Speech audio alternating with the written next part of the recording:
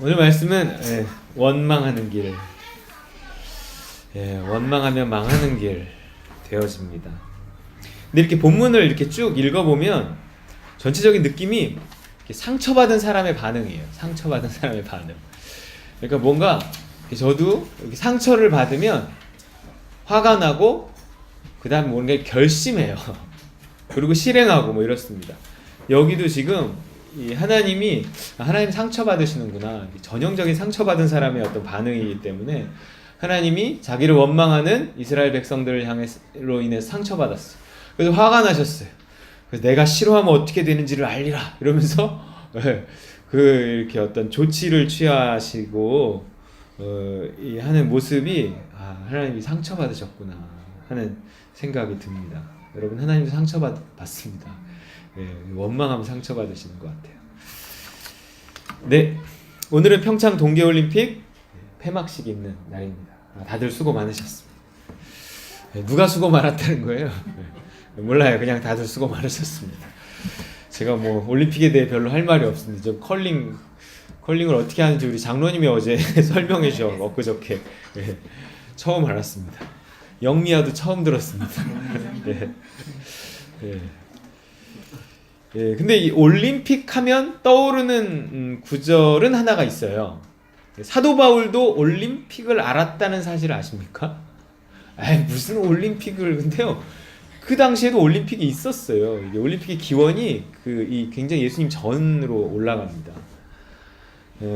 이 기원전 8세기 펠로폰네소스 반도 북서쪽에 자리한 이 올림피아에서는요, 4년마다 한 번씩 올림피아 제전이 열렸어요. 제전에서는 그 제우스 신을 모시는 제례의식과 함께 운동 경기가 펼쳐졌고요. 그리스 말을 쓰는 모든 그 폴리스의 그리스 사람은 다 참여할 수 있었어요. 이는 고대 그리스인들이요, 이 폴리스라는 각각 독립된 어떤 도시국가 형태 속에서 생활하고 있었지만 그 하나의 언어를 사용하는 한민족임을 뭔가 이렇게 확인하는, 그리고 그런 평화를 추구하는 그런 시간이었습니다. 그래서 바울도요, 올림픽 경기를 염두에 두고 이런 말을 분명히 했을 거예요. 고린도전서 9장 25절 읽어볼까요? 시작. 경기에 나서는 사람은 모든 일에 절제를 합니다. 그런데 그들은 썩어 없어질 월계관을 얻으려고 절제를 하는 것이지만 우리는 썩지 않을 월계관을 얻으려고 하는 것입니다. 그리스 신화 같은 데도 저렇게 월계관을 씌워주는 모습이 나옵니다. 공동 번역으로 보면 이렇게 나와요. 경기에 나서는 사람들은 온갖 어려움을 이겨내야 합니다. 그들은 썩어 없어질 월계관을 얻으려고 그렇게 애쓰지만 우리는 불멸의 월계관을 얻으려고 애쓰는 것입니다. 우리가 올림픽을 보면서 생각해야 될 거라는 건 이거라는 거죠. 여러분, 올림픽을 보면서 무엇을 생각하셨습니까? 잘하네, 못하네, 이렇게 생각하셨나요? 뭔가 우리는 뭐를 봐도 좀 묵상할 필요가 있어요. 그래서 뭔가를 은혜로 바꿀 필요가 있습니다. 저 선수들을 봐라. 저 자리까지 가기 위해 얼마나 애쓰고 수고했느냐. 다 애쓴 만큼 보상을 받는 법이다. 우리 또한 마찬가지다. 주를 위한 애씀, 교회를 위한 수고는 반드시 보상을 받게 될 것이다. 이게 바울이 올림픽을 보면서 우리에게 이런 말을 해주고 있는 겁니다. 바울도 올림픽을 알았고 그 올림픽이 그 올림픽이에요, 여러분. 그런데 오늘 현대 올림픽 최고의 영광은 뭘까요? 현대 올림픽에도 이렇게 월계관, 정확히는 월계수 잎하고 올리브 잎은 다르거든요. 근데 아마 적절한 번역할 단어가 없어서 그냥 월계관이라고 했던 것 같은데 올리브 잎으로만, 올리브관이에요, 올리브관. 그래서 현대 올림픽에서도 그 메달과 함께 올리브관을 씌워주는 경우가 있어요. 어쨌든 현대 올림픽 최고의 영광은 뭐예요? 금메달이에요, 금메달. 그런데 여러분, 금은 어디에 있는 거예요? 금은 숨겨져 있는데 너무 깊숙이 숨겨져 있어서 어디에 있냐면 하늘에 있어요, 하늘에. 그럼 성경에 하늘나라에 가면 길바닥에 금이 깔려 있다고 그러잖아요. 이 하늘에 풍성한 것이 이 땅에 약간 주어지는 게 금이에요. 금메달이에요. 맛보는 겁니다. 금메달을 딴 선수들이 느끼는 기쁨은 이 하늘의 기쁨을 맛보는 거예요. 우리가 하늘나라에 가면 그 금메달을 딴 선수의 영광과 기쁨을 아주 길바닥에 깔린 금처럼 아주 흔하게 아주 크게 느낄 거예요. 우린 금메달을 따보지 않아서 모르지만 금메달을 딴 선수들은 하늘의 기쁨을 약간 맛보는 겁니다. 그들이 누리는 영광은 하늘나라 영광을 약간 맛보는 거예요. 하지만 우리는 어때요? 우리는 어떨까요? 우리는 썩지 않을 월계관을 얻는 거고요, 불멸의 월계관을 얻는 거예요. 이게 뭐예요? 썩지 않을 금메달, 불멸의 금메달이 우리를 위해 준비되어 있다는 것입니다. 아무나 얻는 건 아니라는 거예요. 여러분, 금메달 아무나 땁니까? 절제하고요, 온갖 어려움을 이겨내고 애써야 합니다. 정말 올림픽 금메달 딴 선수들의 이야기를 들어보면 그들의 노고와 그들의 수고와 그들의 고통이 어땠는지 알 수 있어요. 우리는 평생 이 경기를 치르는 거라는 거예요. 여러분, 우리 일생 경기하는 거예요. 올림픽을 준비하는 겁니다. 하늘나라 올림픽에 출전한 선수들이에요. 자, 그런데 이 올림픽의 이면에는요, 수많은 탈락한 선수들의 아픔과 원망이 있더라고요. 그렇지 않겠습니까? 얼마를 준비해서 나온 건데, 어떤 노력을 하고 이 자리까지 온 건데, 이것도요, 자기의 나이와 올림픽은 4년에 한 번 열리니까 자기의 전성기와 올림픽이 맞지 않으면, 아무리 잘해도 전성기에 딱 맞지 않으면 못 나가기도 하고 그런다 그러더라고요. 들어보면 기사를 찾다 보니까 올림픽이 열리기도 전에 이런 원망이 가득한 선수 하나를 발견했어요. 대한스키협회의 착오로, 신문 기사예요. 평창 겨울올림픽 국가대표 결단식까지 참가했다가 출전 불가 통보를 받은 알파인 스키 선수 경성현이 28살이에요. 10년 동안 국가대표로서 스키 탄 게 이 세상에서 제일 후회스럽고 원망스럽다며 격정을 토로했다. 경성현은 27일 자신의 페이스북에 말도 안 되는 선발 기준, 무슨 일이 있어도 스포츠는 실력 성적순이라면서 스피드에 선발된 선수와 내 세계 랭킹 차이는 무려 300위 이상이다. 난 100위권, 그 선수는 400위권. 그는 그렇다고 그 선수가 스피드 종목을 나보다 잘하는 것 같지도 않다. 3년 동안 죽어라 훈련하고 돈 쓰면 뭐하나. 이번 한국에서 열린 극동컵 슈퍼대회전에서 그 어떤 한국 스피드 선수도 날 못 이겼다고 강조했다. 10년 동안 국가대표로 스키 탄 게 이 세상에서 제일 후회스럽고 원망스럽답니다. 피겨스케이팅의 김하늘 선수는요, 키가 작고 통통해서 어머니를 원망하기도 했다, 이렇게 말하더라고요. 또 그러면 이거 아세요? 이 기사? 그 쇼트트랙 최민정이 그 실격을 했잖아요. 그 실격준 심판 징계 및 정부가 IOC에 항의를 가야 한다 하는 청와대 국민청원이 3만 명이 넘었다고 합니다. 심판을 원망하는 거죠. 이런 원망은 남의 얘기가 아닙니다. 원망에 관한 이야기를 들으면 적어도 설교를 하는 저는 저렇게 원망을 해서는 안 되죠. 우리가 할 일은 오직 감사해요. 받아들여야죠. 이렇게 말해야 되는 거잖아요. 하지만 저도 저 원망이 이해가 됩니다. 저도 문득문득 원망이 올라올 때가 많아요. 원망은 우리 삶의 일부분처럼 늘 따라다니는 거예요. 도대체 원망이란 게 뭘까요? 원망의 사전적 정의를 말해봐야 헛갈리기만 해요. 우린 모두 원망이 뭔지 압니다. 이게 사전에 뭐라고 나왔는지 알아요? 다 알아요. 원망 그러면 알아요. 원망 압니다. 부모를 원망하고, 배우자를 원망하고, 자식을 원망하고, 지도자를 원망하고, 국가를, 시대를 원망하며 평생 살아가죠. 한마디로 뭐라고 하는 거냐면, 이게 내 불행의 원인은 너, 내 불행의 원인은 시대, 내 불행의 원인은 국가, 이렇게. 내 불행의 원인은 타자라는 거예요. 사연을 들어보면 정말 다 구구절절하고 이해가 되고 공감이 됩니다. 원망할 만해요. 제가 들어봐도 그래요. 근데 중요한 건 그래서요. 그래서 어쩌라는 거야. 당신 불행은 당신 때문이 아니란 걸 알았습니다. 이걸 내가 알아주면 당신이 좀 행복해지나요? 좀 덜 불행해지기라도 하나요? 글쎄요.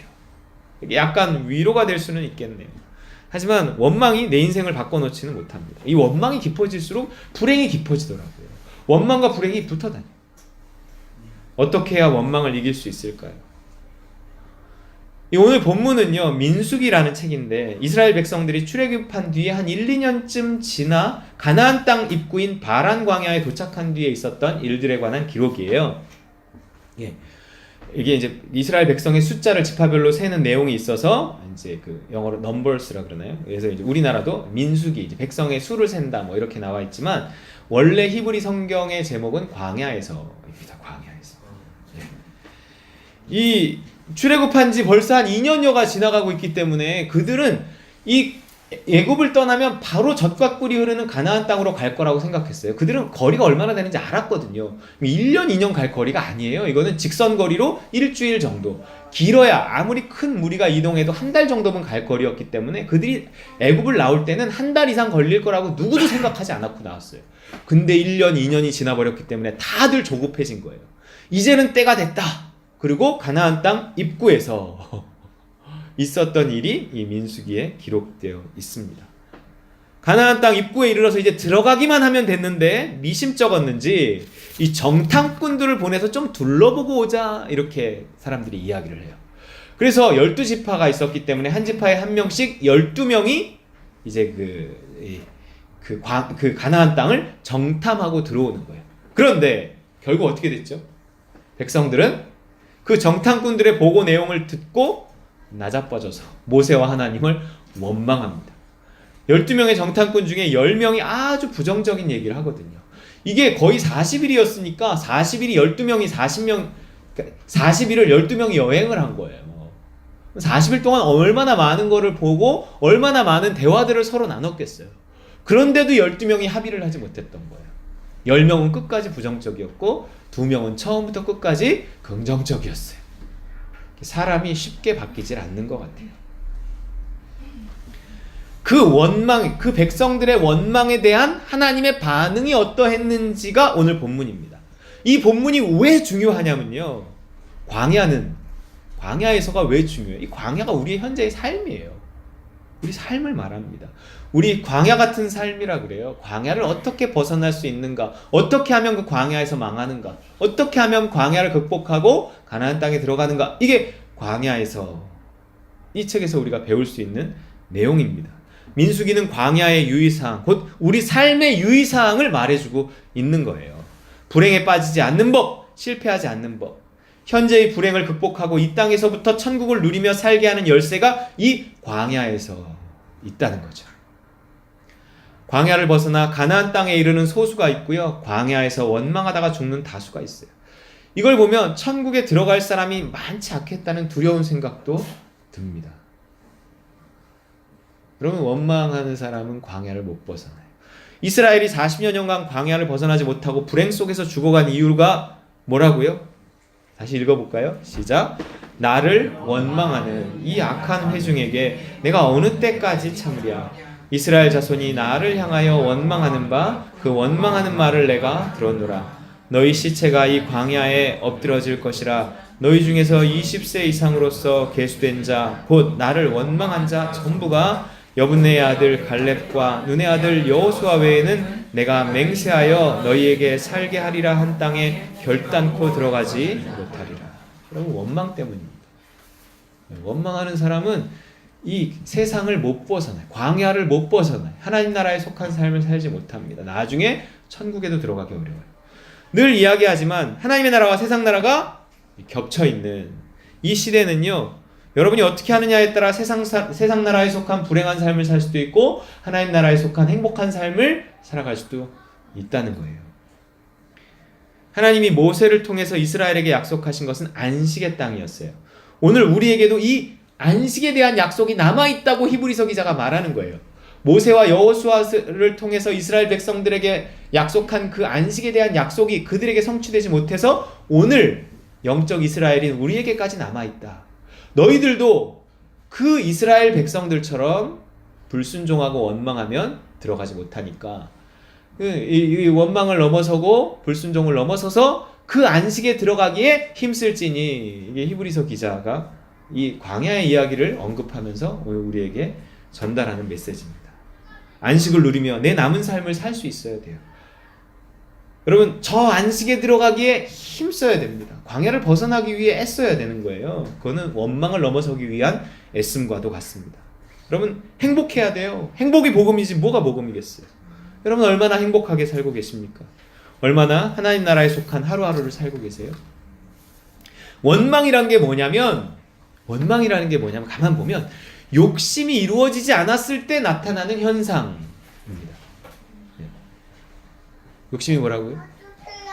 원망이 뭐라고요? 욕심이 이루어지지 않았을 때 나타나는 현상이 원망이에요. 욕심을 이루어야 행복해질 거라고 생각하는 거죠. 근데 실제로요, 욕심을 이루어도 행복해지지 않습니다. 행복 비슷한 것이 스치듯 지나가는 정도일 뿐이지, 진짜 우리가 그것만 가지면, 그것만 얻으면, 거기에만 도달하면, 합격만 되면 뭐 이렇게 생각했던 그 행복이 그만큼 거기에 있지 않아요. 금메달의 영광이, 그 기쁨이 얼마나 가겠어요. 그래서 그것을 뭐라 그러는 거예요? 아까 본문에서 썩어질 월계관, 이렇게 표현하는 거예요.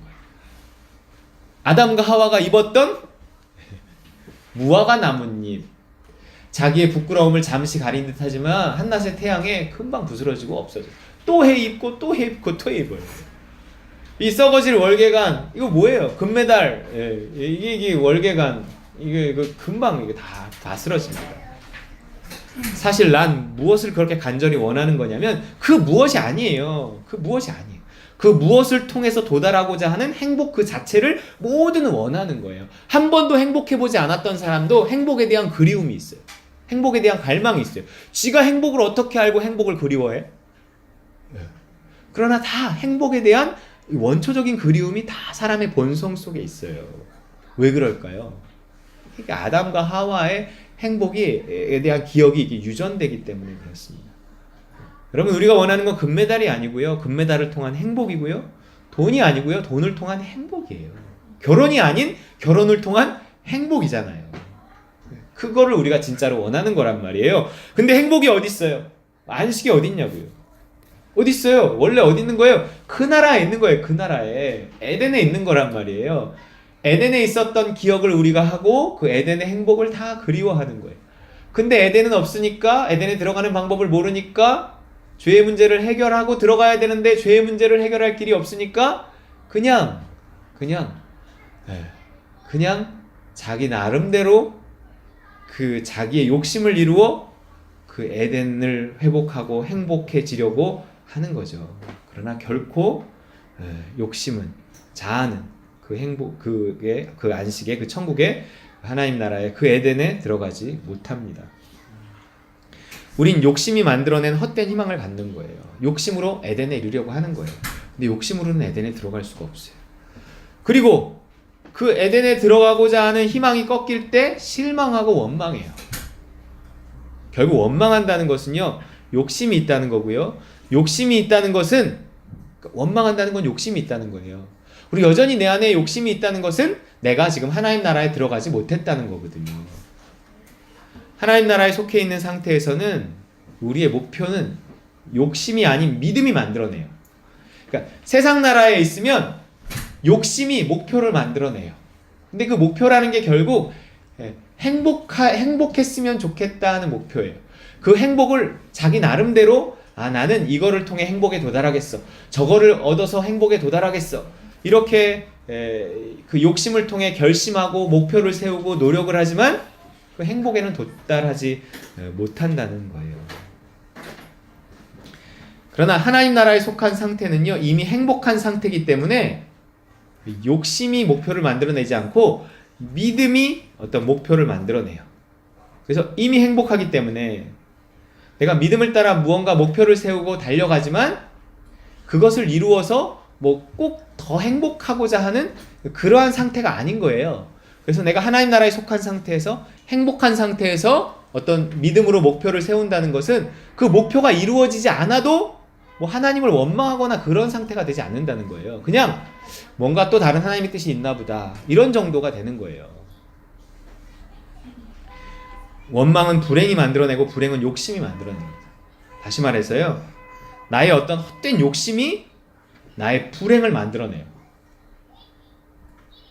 헛된 욕심은 이게 성취되지 않기 때문에 그 욕심이 이루어지지 않음으로 인해서 불행해지고요, 욕심을 이루었는데도 내가 생각한 것만큼의 행복이 거기에 있지 않음으로 인해서 또 공허하고 불행해져요. 그러면 그 공허함과 불행함에서 원망이 나오는 거예요. 원망이.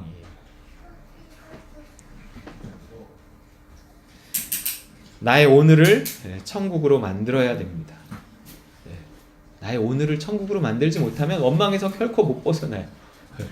천국에 들어가지 않으면 욕심에서 못 벗어나요. 불행에서 못 벗어납니다. 천국은 십자가와 성령으로 들어가는 거지 현찰과 금메달로 들어가는 게 아닙니다.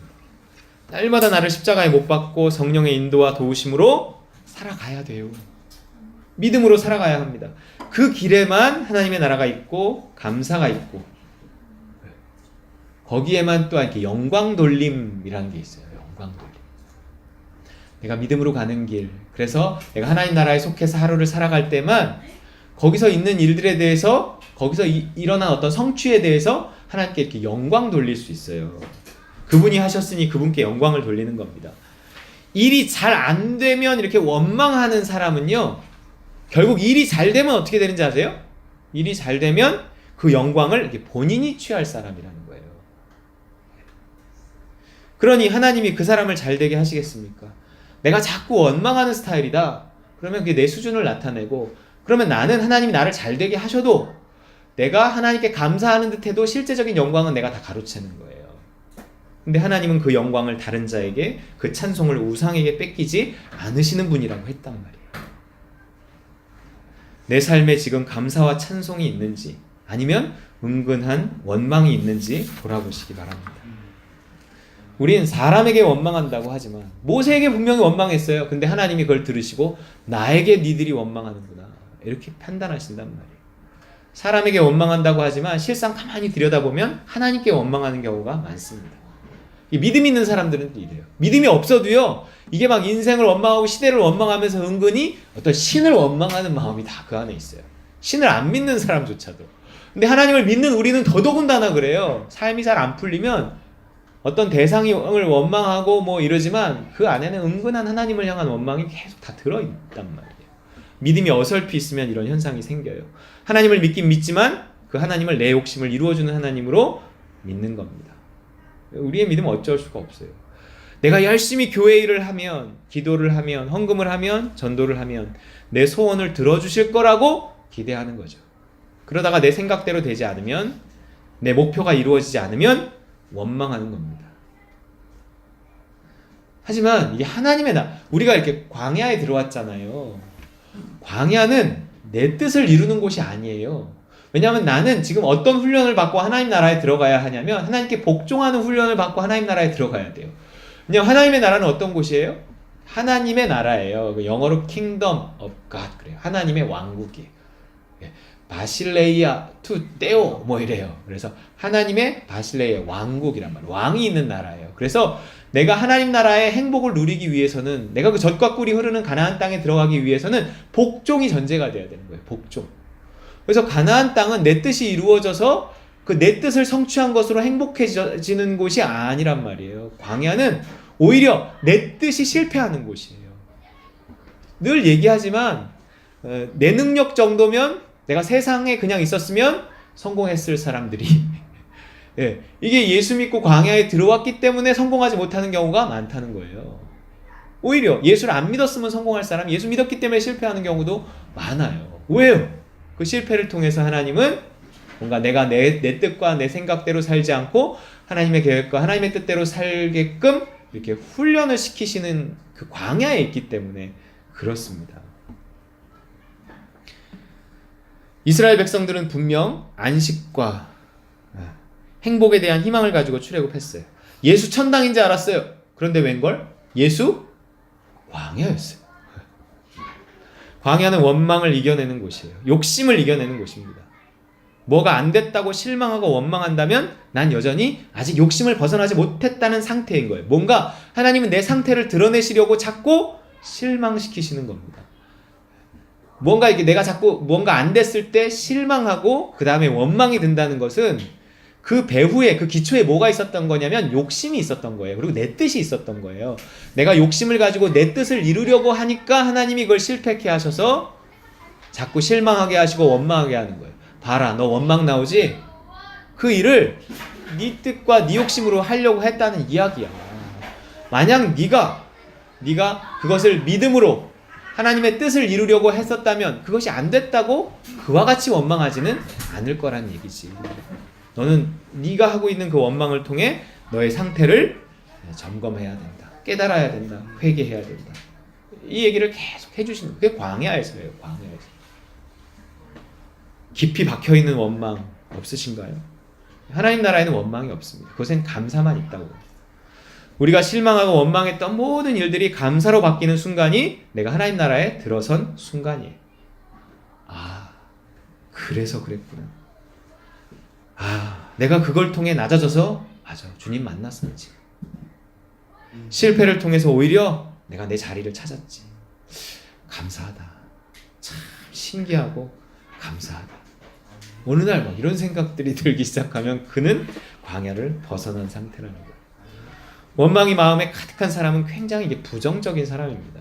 미움이 그 안에 또 가득해요. 하나님 나라에서 멀어졌기 때문에 그래요. 세상의 바닥으로 떨어졌기 때문입니다. 다시금 회복해야 돼요. 십자가와 성령으로 날마다 씨름하고 전쟁하고 회복해야 됩니다. 광야에 전쟁이 있었거든요. 계속 원망하다 보면 나중에는요, 그게 마치 자기 스타일이고 원래 그랬던 것처럼 고착됩니다. 되게 무서워요, 여러분. 이게 하나의 스타일이 되는 거예요. 이게 부정적인 사람 있잖아요. 그게 하나의 그 사람의 스타일이 되는 거예요. 이게 마귀에게 속는 겁니다. 이게 어떤 의미에서 자기는 그렇게 어떤 샤프하고 똑똑해 보인다고 스스로 생각을 하는 거예요. 근데 실상은 그냥 부정적인 거예요. 속고 있는 겁니다. 차도남도 아니고 차도녀도 아니에요. 네, 그냥 항상 기뻐해야 합니다. 이게요, 오래되면 나중에는 못 벗어나고 그렇게 살다가 그렇게 죽어요. 이게 광야에서 죽는 사람들에 대한 이야기입니다. 얼마나 많은 그리스도인들이 이렇게 원망하며 불행하게 살다가 그냥 그 광야에서 죽어가는지 몰라요. 그런 불행한 삶의 결과가 과연 천국일까요? 하나님은요, 불행한 사람을 긍휼히 여기거나 불쌍히 여기지 않고요, 불행한 사람을 심판하세요. 계속 불행한 사람에게 복음이 필요한데 그 복음을 주셨음에도 불구하고 그가 그 복음을 누리지 못하고 계속 불행하면 하나님 그 불행에 대해서 나중에 심판하신단 말이에요. 되게 무서운 거예요. 36절, 37절, 38절 읽어보겠습니다. 시작. 모세의 보냄을 받고 땅을 정탐하고 돌아와서 그 땅을 악평하여 온 회중이 모세를 원망하게 한 사람 곧 그 땅에 대하여 악평한 자들은 여호와 앞에서 재앙으로 죽었고 그 땅을 정탐하러 갔던 사람들 중에서 오직 눈의 아들 여호수아와 여분네의 아들 갈렙은 생존하니라. 재앙으로 죽었고, 이게 광야에서 뭐 나중에 이게 죽었다는 얘기가 아니라 즉사했다는 뜻 같아요. 하나님이 그들을 그렇게 재빨리 심판하신 원인은 단지 그들이 다른 백성들과 함께 원망했기 때문만은 아니에요. 그 원망의 시초가 됐기 때문에 그래요. 원망을 전파했기 때문에 그러는 거예요. 부정적인 태도는요, 바이러스처럼 옮아가거든요. 그 시작이 됐어요. 근데 이들이 왜 특별히 이렇게 부정적인 사람들이었을까요? 부정적인 사람들을 보냈을까요? 아니에요. 각 지파에서 한 명씩 보냈는데 어떤 사람 보냈겠어요? 아주 똑똑한 사람 보낸 겁니다. 근데 이 똑똑한 사람들의 특징이 현실을 너무 객관적으로 봐요. 그러면 부정적입니다. 예. 그래서 그 땅을 악평하여 온 회중이 모세를 원망하게 한 사람이 재앙으로 죽은 겁니다. 근데요, 그들은 특별히 뭐 부정적인 사람이라고 볼 수는 없어요. 객관적이었어요. 있는 그대로 말한 거예요. 말의 내용 자체로는 그 10명이 더 정확했어요. 하지만 뭐가 없었죠? 믿음이에요. 믿음의 눈으로 보지 못한 겁니다. 이게 참 똑똑하다는 것이 믿음과 이렇게 딱 일치되지 못하는 경우가, 반비례로 가는 경우가 참 많아요. 그 땅을 차지하게 하실 거라는 약속의 말씀을 믿지 못하고 그 땅을 그냥 객관적으로 바라본 거예요. 나는 객관적이다. 이게 좋은 거가 아니에요, 여러분. 어느 시대나요? 현실은 항상 부정적입니다. 어떤 현실이 긍정적이었던 현실이 있어요. 항상 시대는 힘들었어요. 이 땅에서 이 땅을 바라보잖아요. 이 땅에 속해서 이 땅을 바라보면 부정적일 수밖에 없어요. 취업, 결혼, 출산 모두 포기하는 삼포시대랍니다. 인공지능과 로봇이 대부분의 직업을 대체하는 4차 산업혁명 시대래요. 어떻게 하시겠습니까? 하지만 이게 하나님 나라에서 이 땅을 바라보면 그리 부정적이지 않습니다. 하나님은요, 여전히 믿는 자들에게 일용할 양식을 주시겠다 약속하시고요. 전능하신 그분이 변함없이 날 사랑하신다고 말씀하셔요. 뭐가 걱정입니까? 이 하나님 나라의 관점이 우리에게 필요한 거예요. 아들을 내어주신 하나님은 여전히 그 자리에 계십니다. 우리는 오직 그의 나라와 그의 의를 구하기만 하면 됩니다. 천국을 사모하고요, 십자가와 성령을 힘입어 그냥 하루를 믿음을 따라 살면 돼요. 그 하루하루가 이렇게 쌓입니다. 그 하루하루가 나를 만들고 환경도 만들고 하나님 나라를 이렇게 건설해 가는 거예요. 나만의 하나님의 나라, 나만의 구원을 만들어 가는 거예요. 오늘 하나님의 나라에서 행복하게 살았다면 된 겁니다. 원망이 아닌 감사가 있던 하루라면 된 거예요. 저도 이번 주에 이 컨디션이 좋지 않아서 참 치열했던 한 주였습니다. 근데 지나갔네요. 예, 항상 그렇지만 아내와 아이들에게 미안할 뿐입니다. 예. 우리 여전히 흔들리며 피는 꽃일 뿐이에요. 예. 원망을 넘어 감사로, 불평을 넘어 기쁨으로 살아내시는 하나님 나라에 속한 우리 따름과 누린 모든 백성들 되시기를 주님의 이름으로 축원드립니다. 주신 말씀 기억하며 기도하겠습니다. 내 안에 원망과 불평이 있는가? 아니면 감사와 기쁨이 있는가? 그래서 현실 때문에 이 원망과 불평은 어쩔 수 없는 거야 라고 말하는 순간 우리는 속는 겁니다. 하나님 그렇게 말하는 사람을 기뻐하지 않으세요. 우리는 이걸 넘어서서 행복에 이르러야 합니다. 하나님은 행복한 사람을 더 행복하게 하시지 복음을 가지고도 불행한 사람은 반드시 심판받습니다. 하나님 내가 더 이상 불행하지 않게 하옵소서. 복음을 가지고 그 십자가 복음을 가지고 불행한 삶을 살지 않게 주님 도와주옵소서. 우리 주신 말씀 붙들고 같이 기도하겠습니다. 사랑하는 하나님 아버지 감사합니다. 아버지 하나님 감사합니다. 주시고 주옵소서. 감사합니다. 우리 하나님의 말씀 붙들고 기도하기 원합니다.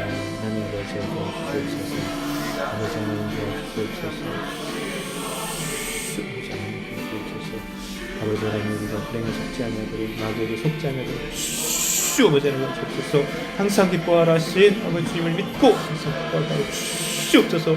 아버지 하나님 이름을 영세해 주시고 아버지 나를 사랑하시는 하나님이심을 아버지 하나님 믿고 먼저 그의 나라 그의 의를 구하며 믿음으로 한 걸음 한 걸음 나아갈 수 있도록 아버지 하나님 도와주옵소서.